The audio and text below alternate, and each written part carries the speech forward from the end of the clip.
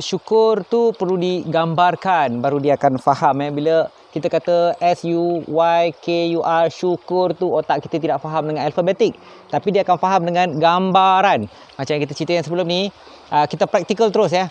Jadi semua orang boleh rasa apabila syukur itu digambarkan, dijelaskan melalui rasa, di mana panca indera, mata, hidung, lidah, telinga, kulit kita merasa. Contohnya bila kita rasa tak selera makan, apa kita kena buat?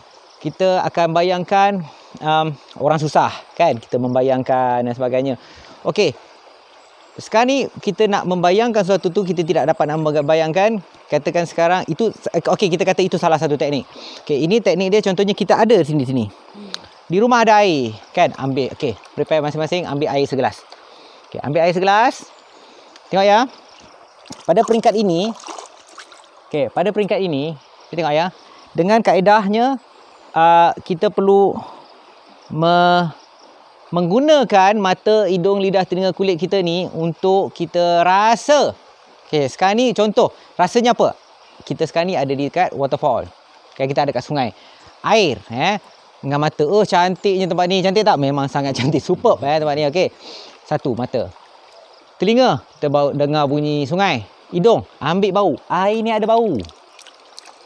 Ya, air ni ada bau. Air ada bau. Okey. Kulit. Okey, rasa air ni sejuk. Okey. So, gunakan laluan-laluan ini, mata, hidung, lidah, telinga, kulit, untuk menghubung ke dalam rasa yang dipanggil panca indera ke-6. Okey, contohnya macam ni ya. Untuk kita rasa bersyukur ya, bersyukur dia perlu sedikit, bersederhana kita akan rasa syukur. Kalau benda tu banyak, kita kata banyaknya air ni kan, macam kita rasa terlalu banyak dan kita tidak akan hargai. So kita nak bersyukur tu ya, kita gambarkan yang baik-baik. Ini salah satu kaedah ya. Ini boleh praktikal, rasa terus. Okey, contoh ya, tengok ya. Sekarang ni dia dah ambil bau, dah ambil rasa semua. Okey. Kita kata nak sedap ya. Sedikit. Kita test dengan sedikit dulu. So kadang-kadang tu air kosong kita rasa tak sedap. Sebenarnya air kosong pun dah sedap dah. Tapi kita air kosong kita campur garam lah. Kalau macam ni dah okey, dia dah ada garam dia sikit kan. Okey. So natural. So kita akan masukkan air. Kita akan buatkan dia nak sangat-sangat air tu. Okey. Bila kita tidak ada, kita kehilangan sesuatu, baru kita hargai. Itu contohnya lah kan. Jadi bila benda tu sedikit, kita akan hargai. Ya, bila benda tu sedikit, benda tu kita tahu seseorang tu akan meninggalkan kita, meninggal dan sebagainya. Kita akan jaga dia lebih kita.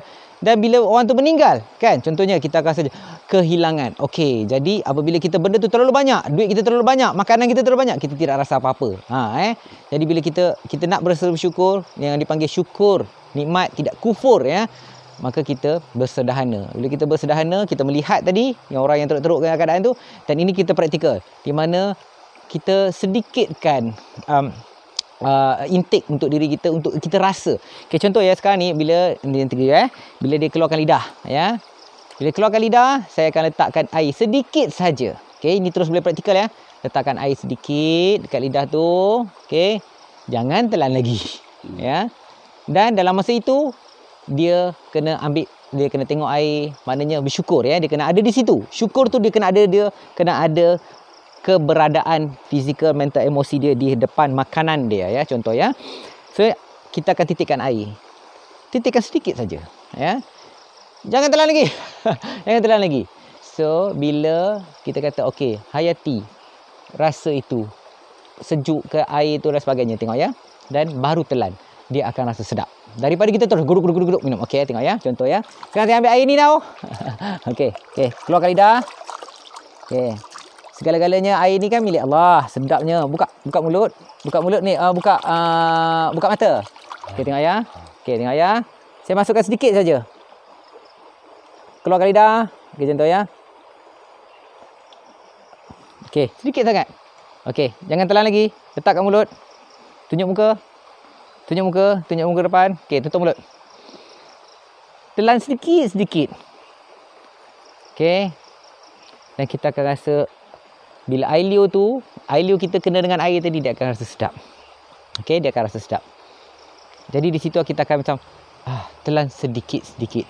lagi sedap daripada kita geduk telan banyak-banyak. That's why kita kata bila teknik bila kita makan dan minum kita nak rasa nikmat dia kita kena perlahan-lahan. Okey, satu ya, dua. Manis. Dia rasa manis walaupun air kosong pun akan rasa manis Air kosong. Air kosong pun akan rasa manis. Nah, dengar saya okey. So awak boleh cuba sendiri. Sedikit je, jangan banyak. Sedikit titik tu. Lepas tu jangan telan lagi. Biar sekejap dalam mulut tu. Rasakan, sedapnya. Telan. Yang sedap tu dan sebagainya, itulah yang kita gambarkan ke otak kita kan. Selama ni kan. Tapi ini rasa yang kita terus amal. Di mana menggunakan mata hidung lidah kulit. Rasa, sedapnya. Bagi tahu pada diri kita, sedapnya. Telan. Dan benda tu jadi sedap. Jadi pengaruh otak sangat penting. Jadi tinggalkan handphone, tinggalkan dunia sekejap. Bila kita berdepan dengan makanan, kita hadap makanan itu. Okey. So, sekarang ni tengok ya. Teknik makan pula. Teknik minum dan sebagainya. Tengok ya. Pertama, bila kita nak makan dan bila kita nak minum, kita kena ingat dalam perut kita ni dia ada angin. Dia bersifat vacuum vacuum. Bila kita kosong dan sebagainya pun dia tetap akan ada angin So bila kita minum, bila kita minum air masuk kalau kita minum dengan keluang kabut gelojoh, angin ini tidak keluar dan dia akan masuk. Yang perasan tak bila kita keluang kabut minum, kita akan rasa sebu. Sebu je sebu tak sedap kan? Sebenarnya angin kat dalam perut kita tu tidak keluar. Semacam mana kita minum nak sedap? Okey, nak sedap dan perut tidak berangin dan makanan pun tidak. Bila kita makan, pasal tak kita keluang-keluang kabut, perut tengah sebu, kita terus makan, air liur kita tak sedia lagi. Kita terus telan sebab lapar sangat dah kan. Okey, kita telan. Bila kita telan kejap lagi, perut kita rasa macam sebu. Okey, so teknik dia macam ni. Bila kita kunyah ataupun bila kita nak minum dan sebagainya, waktu kita kunyah, waktu tu bila masa kita nak menelan itu air ke, makanan ke, hembuskan nafas dulu. Dah habis kita hembus nafas yang di peringkat paru-paru. Habis kita masukkan air ataupun makanan. Bila masukkan air dan makanan, lepas pada tu anda ingat yang keluar tu yang kita lepas pada kita minum tu, air masuk ke dalam ni. Lepas pada tu kita sedut nafas ke kita lepas nafas? Sebenarnya lepas pada kita telan tu tadi dah habis nafas di peringkat paru-paru kan. Tapi bila kita dah lepas habis, kita minum kan. Bila kita minum masuk dalam ni, lepas tu kita tak tarik nafas sebenarnya. Kita akan keluarkan nafas lagi. Daripada mana? Daripada perut punya angin. Makanan tu juga daripada perut punya angin tadi. Bila kita telan, daripada perut punya angin tu akan keluar. Okey, tengok ya. Contohnya air ni dia tak telan lagi. Dia akan tengok air. Okey, ambil sendiri air. Okey. Nafas sendiri, nafas tu kontrol Lepaskan nafas tu baru minum. Okey. Ambil dua tangan. Okey. Ya.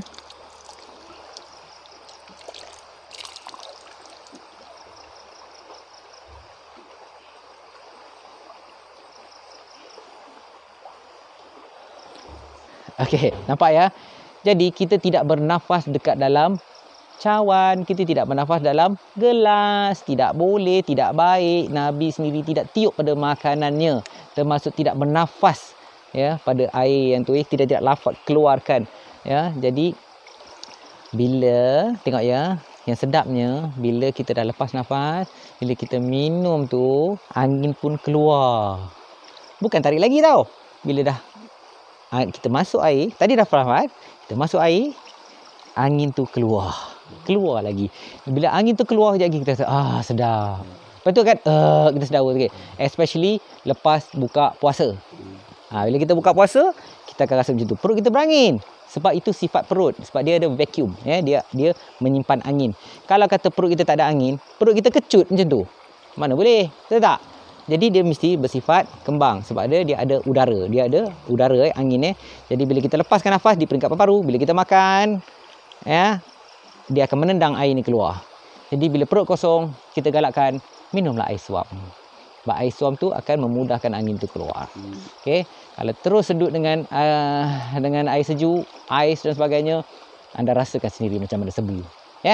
Jadi apa-apa pun kena bertenang dulu. Nak masuk apa-apa, kalau perut tu kosong dan sebagainya, pastikan lepas nafas dulu. Masuk sedikit-sedikit. Angin akan keluar. Satu Okey, jadi ketiga, ingat apabila kita nak minum dan makan dan apa saja sekalipun, yang paling jelas sekali sebenarnya kita kena let go semuanya. Nak rasa sedap lah. Kalau tak, boleh je nak minum. Minum kan. Tetapi dia masuk komponen tu, dia akan jadi sebu. Okay. Plus apabila kita masuk, kita minum tadi dalam keadaan penuh kesyukuran dan sebagainya kan, kita dapat ganda-ganda yang Allah kata. Bukan satu saja. Tadi kalau kita minum, dia dapat satu. Air, makan contohnya, kita dapat satu. Tapi kalau kita bertenang dan kita tengok, hayati dengan rasa, dengan inilah keindahan Allah yang Allah nak bagi kan. Bila kita makan dengan perlahan, sedapnya, itulah syukur. Maka Allah ganda-gandakan nikmat. Apa nikmat dia? Pertama sekali, makanan itu penuh dengan tenaga. Badan kita, absorption kita lebih baik. Kenapa? Sebab asid kita, penyerapan kita semua lebih baik dalam perut kita. Tak ada angin.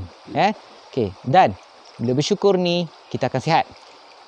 Bila perut kita sedap ni semua, otak kita akan bertenang, cantik, flawless, muka kita akan baik. Di mana makanan yang kita makan itu dia berenergi, dia digest perut kita dengan perlahan-lahan, tidak secara paksa.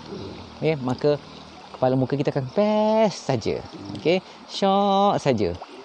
Jadi yang Allah kata ganda-ganda tu, termasuklah bila kita komponen fizikal dapat, mental pun dapat, rasa syok, emosi rasa best. Allah gandakan lagi apa? Rezeki dan sebagainya. Rohani kita bersama dengan isteri ke, dengan anak-anak ke, kita rasa seronok. Pasal rohani kita keluar tu seronok. Dan menjadi rohani yang baik, menjadi magnetik yang baik untuk menarik magnet. Apabila kita rasa seronok, sihat, kuat, seronok, bahagia, kita menarik segala rezeki yang datang, kita menarik segala kebahagiaan yang datang, dan kita kasih sayang dan sebagainya. Maka selesailah segala bencana hidup. Mulalah di perut. Bersyukurlah. Allah ganda-gandakan. Ini janji Allah. InsyaAllah. Amin.